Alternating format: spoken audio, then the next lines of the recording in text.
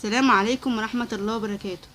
النهاردة يا حبايبي هنتكلم عن ازاي نزيد انتاج العصافير.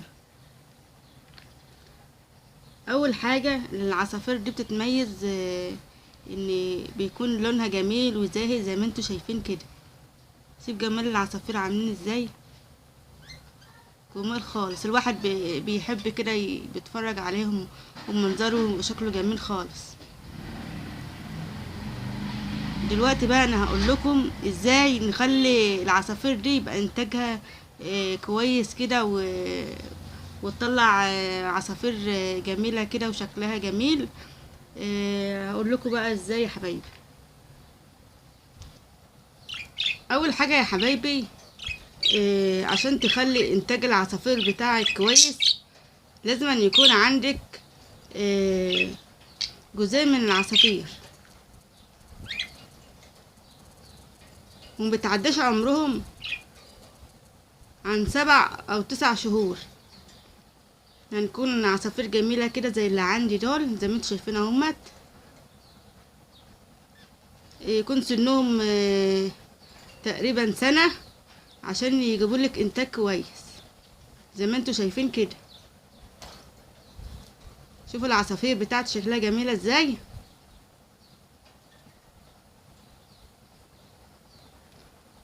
تاني حاجة لازم أن يكون القفص يكون مريح بالنسبة لهم. يعني يكون القفص او السلكة اللي انت هتحط فيها او انت هتحط فيه العصافير يكون واسع واسع ومريح بالنسبة لهم. يعني يعرفوا يطيروا فيه ويتحركوا كده بشكل مريح.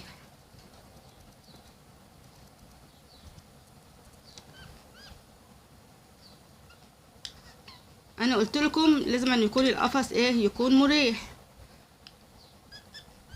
وكمان يكون القفص لما تيجي تحطيه في مكان يكون بعيد عن الحيوانات. يعني ممكن مثلا يكون عندك قطة ولا كلب ولا حاجة وتكون حاطة القفص معلقة القفص في مكان قريب.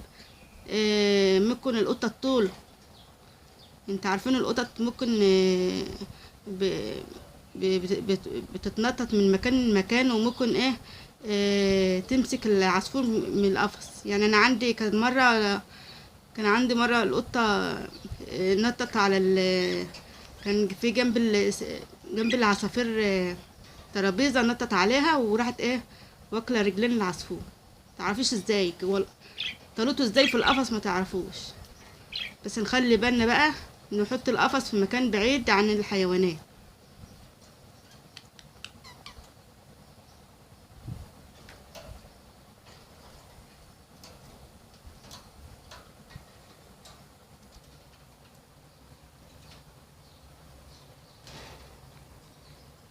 مرحلة التزاوج بقى ساعة ما بتحط الزوجين مع بعض في الاول ما بيكونوش واخدين على بعض، فبتلاقوهم بيقعدوا يشكلوا مع بعض ويتناقروا مع بعض. في مسافة اسبوع او تاني اسبوع تلاقوهم انسجموا مع بعض وبقوا لطفاء مع بعض. يعني تلاحظ لما تيجي تحط مثلا عصافير او حمام جداد مثلا، تلاقوهم يقعدوا ينقروا ببعض ويضربوا ببعض، بس زي اللي بيقولوا بعد الحب عداوة زي ما بيقولوا. طيب نعمل ايه بقى لو العصفور مثلا حطيناه في القفص، الزوج والزوجة مثلا حطيناهم في القفص وما انسجموش مع بعض، فنقوم واخدين الذكر او الانثى حابسينه. يعني فصل عازلين الذكر او الانثى، عازلينه في مكان تاني لمدة اسبوع. وان شاء الله بعد ما تجمعوهم الاتنين مع بعض هتلاقوهم خدوا بعض ان شاء الله.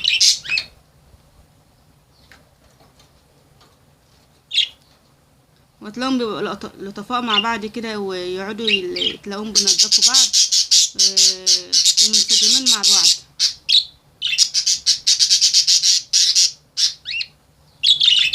طبعا هم ما بيحبوش الدوشه، هم عايزين مكان يكون مريح عشان يقعدوا فيه. بيحبوا الهدوء. هم من نوع العصافير اللي بتحبش الدوشه، بتحب الهدوء. يعني عشان الوقت بتكلم تلاقي صوتهم عالي دلوقتي. أنا بحب لون العصافير دي قوي. بحب اقعد اتفرج عليهم قوي، بلونهم جميل زي ما انتوا شايفين كده. شوفوا لون العصفور عامل ازاي، لونه جميل. وخصوصا بقى ما يطلعوا زغاليل بتحب كل شويه تقعدوا تتفرجوا عليهم. سبحان الله، بيبقى ن- حاجه صغيره خالص وفجاه تلاقيها كبرت مره واحده. بسم الله ما شاء الله، سبحان الله. زي ما انا قلت لكم، اول حاجه هنعملها عشان انتاج العصافير يبقى كويس، ان الزوجين يكون عمرهم سنة او 9، من 7 ل9 شهور، ونحطهم في قفص مريح. دي تاني حاجة. تالت حاجة، نخليهم ينسجموا مع بعض عشان ياخدوا على بعض يعني. طب لو ما خدوش على بعض نعمل ايه؟ قلنا نعزل الذكر او الانثى بعيد عن بعض لمدة اسبوع، ونجرب المحاولة تاني مرة، هتلاقيهم ان شاء الله خدوا على بعض. شوفوا ازاي شكلهم جميل. ونحط بقى القفص في مكان يكون كويس كده ومناسب لهم، بعيد عن القطط وعن الكلاب عشان ما يتأذوش. ممكن مثلا القفص، مثلا لو كلب الشعلق في القفص ولا القطة مثلا نطت على القفص، ممكن القفص مثلا يقع ويتأذوا مثلا. فاحنا نحطهم بقى في مكان مناسب وبعيد كمان عن الأطفال. ونحطهم بقى، نحط القفص بقى على السطح، في البلكونة، في مكان يكون فيه أشعة شمس، عشان أشعة الشمس مفيدة لهم وبتجيب لهم فيتامين د.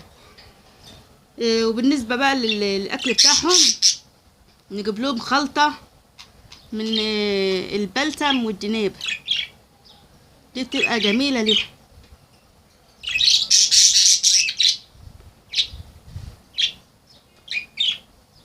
ونأكلهم بردك، مثلا عندك خس أو أي نوع خضرة ممكن بردك تحطه لهم في القفص.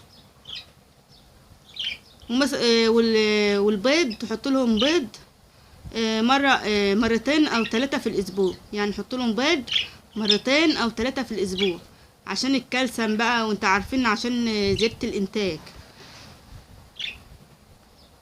وبردك نجيب لهم عظم الحبار، بس هو الوقت خلصان، لو كان موجود كنت وريتهولكم. هو تلاقوا لونه ابيض كده، تلاقوا لونه ابيض كده، كان عندهم هنا بس باين خلص. لو كان كنت وريتهولكم شكله ايه، بس هو خلصان. دي بقى بيزودهم بالكالسيوم وبيخلوا انتاجهم كويس. لو عندكم بقى اي بذور ممكن تحطوه لهم وياكلوها.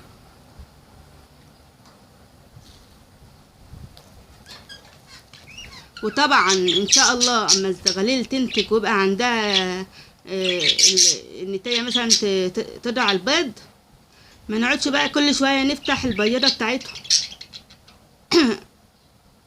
ما نقعدش بقى كل شويه نشوف البيضه فقست ولا لسه، لا طبعا كده غلط. نستنى بقى ايه، يعني ما الانثى تحط البيض بتاعها، نستنى من 14 ل20 يوم لما البيض بقى كله يفقس ويطلع بقى الزغاليل بتاعتهم. شوفوا بقى جمال العصافير، جميله. وطبعا العصافير اما تفقس بقى من البيض، امهم بتاكلهم. طبعا بتقعد تاكلهم كده لغايه اما تلاحظ اللي هم كبروا. هي ايه، بتقلل اكلهم شويه عشان يتعودوا على انهم ياكلوا بقى من نفسهم بقى، هم يتعودوا. سبحان الله بقى تلاقيهم يتعودوا، خرجوا بقى من البيضه بتاعتهم. طبعا طول ما هم صغيرين بيبقوا في البياض، مبقاش في القفص بره، بيبقوا في البياض. امهم كل شويه تخرج تاكلهم، تدخل تاكلهم في البياضه لغايه اما يكبروا. وبعد كده بقى بتقلل لهم الاكل، وهم بقى يخرجوا ياكلوا لوحدهم.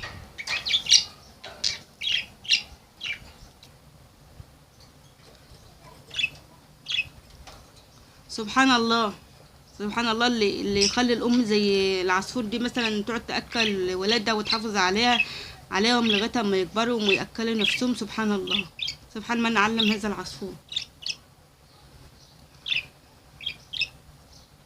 زي ما انتم شايفين كده لونهم جميل وحلو كده. العصافير دي يبقى شكلها جميل ومريح في البيت زي ما انتم شايفين كده يا حبايبي. وانا قلت لكم النهارده ازاي تخلوا العصافير بتاعكم يبقى انتاجها كويس وحلو. طبعا نزودهم بقى بالفيتامينات، نجيب لهم الخلطه بتاعتهم مع البلسم والدنيبه. ولو كان عندك خس ولا جرجير ولا اي حاجه تحطوا لهم، بس خلي بالكم ما يتحطش في القفص كتير. يعني تحطوا لهم مثلا النهارده وتشيلوا تاني يوم، لان الحاجات دي بتدبل وبتخلي القفص شكله مش حلو. وطبعا تنظيف القفص على طول، لازم ننظف القفص على طول عشان بيحب يقعدوا في التنظيف. ويا رب تكونوا استفدتم، ويا ريت تشتركوا لي في القناه عشان يوصلكوا كل جديد، وتضغطوا لي لايك وشير. مع السلامه.